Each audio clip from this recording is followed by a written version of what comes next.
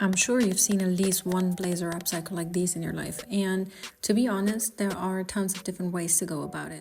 Hey guys, welcome to my YouTube channel. Today I want to make my version of an upcycle blazer, and it's going to be a quick and easy tutorial. So let's go.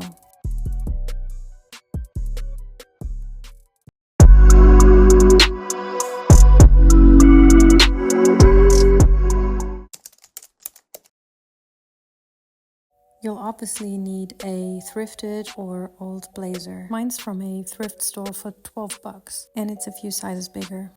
You'll also need scissors, a seam ripper, a ruler, shoulder pads, yarn and needles, or a sewing machine.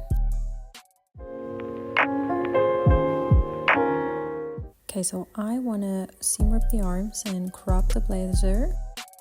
Okay, so I want to cut below the button, then seam rip the arms, and I will keep the raw hem, just a top stitch to keep the fray at bay. Now take your blazer and lay it on a smooth surface. Make sure you lay it really flat, and you will see me pin the side seams here in a second. This is to make sure when I cut everything is aligned and straight, so it's not all cranky. I could have just ironed the blazer, but honestly I was just lazy, so I pinned the side seams so everything would be straight.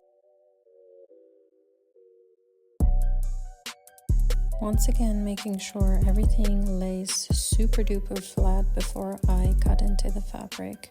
I decided I wanted to cut below the button, so I took the ruler and marked my cutting line.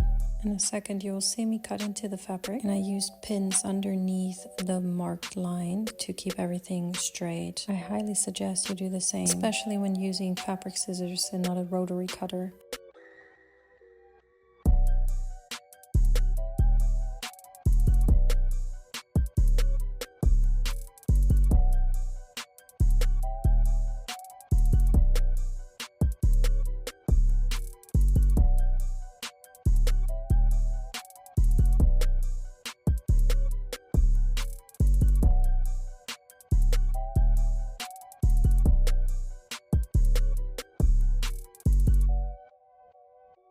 I left a little seam allowance so there's enough space to fringe.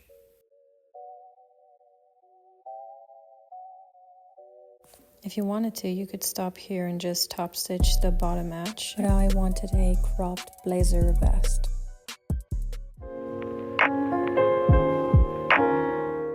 Now flip the blazer inside out and trim off the arms.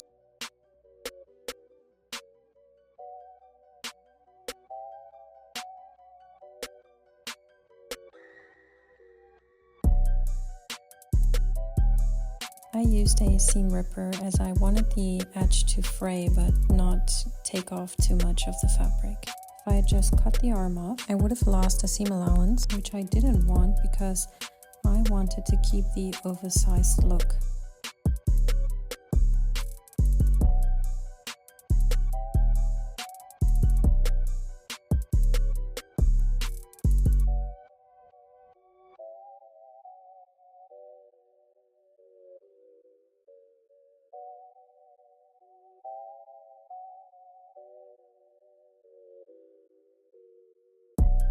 Now that both arms are off, put them aside and hop on over to your sewing machine.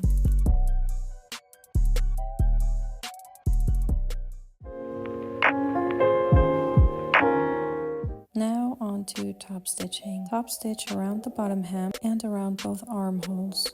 As I don't want the top stitch to be seen, I'm using the same color thread as the blazer, but I can imagine it would look so cool with a different colored thread. I top stitch directly on the marked line, so the seam allowance we left before can fringe out over time.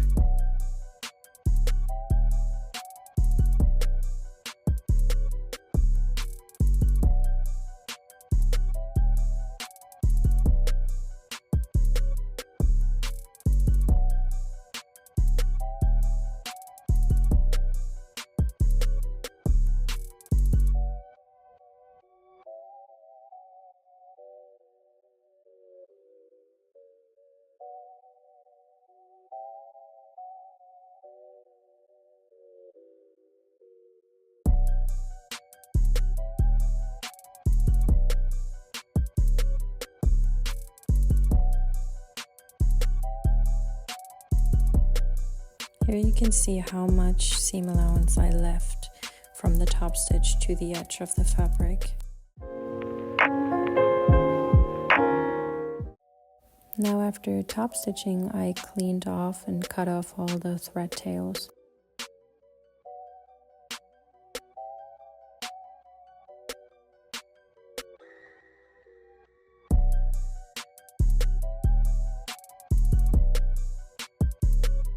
My plan was to use a seam ripper to manually fringe the seam allowance, which you see me doing here. This is a great technique to fringe out any woven fabric. With this particular fabric though, it didn't quite work and the finished look wasn't really what I imagined, so I stopped doing it and just left it.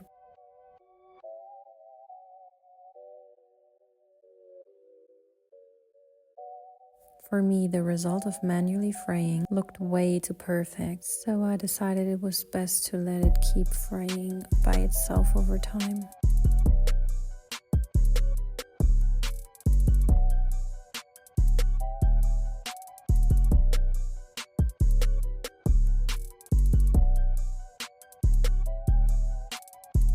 I tried pulling out some threads here and there though, so to have a little bit of fraying going on already.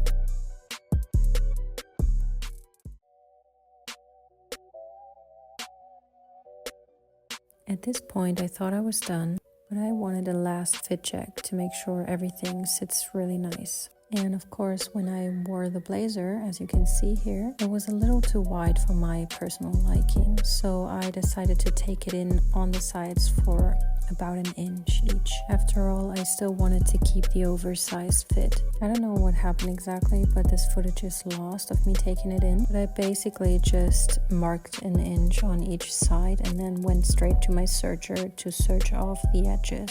As you might remember, I planned on putting in some shoulder pads, but the blazer came with shoulder pads and they were actually perfect. So yeah, I'm done. Thanks for watching.